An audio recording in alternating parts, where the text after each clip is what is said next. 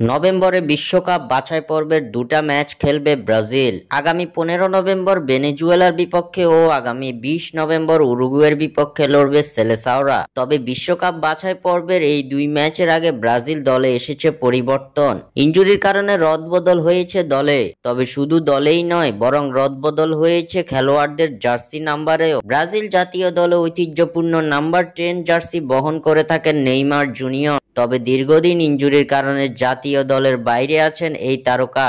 তার পরিবর্তে বর্তমানে রদ্রিগো গয়েজের গায়েই উঠে 10 নম্বর জার্সিটি। রিয়াল মাদ্রিদের এই ব্রাজিলিয়ান তারকাও এবার ছিটকে গেছেন ইনজুরির কারণে, যার জন্য 10 নম্বর জার্সি এবার দেয়া হচ্ছে অন্য একজনকে।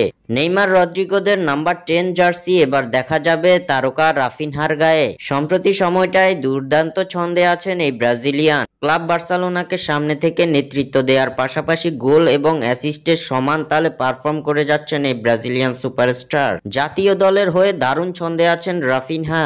এর ধারাবাহিকতায় এবার রাফিনহার গায়ে উঠতে যাচ্ছে আইকনিক নাম্বার 10 জার্সিটি। যোগ্য দাবিদার হিসেবে আইকনিক নাম্বার 10 পরে ভেনেজুয়েলা ও উরুগুয়ের বিপক্ষে খেলতে নামবেন রাফিনহা, এমনটাই দাবি করছে সেলেসাও ভক্তরা। স্বাক্ষর থেকে সাদবিন ইসলাম।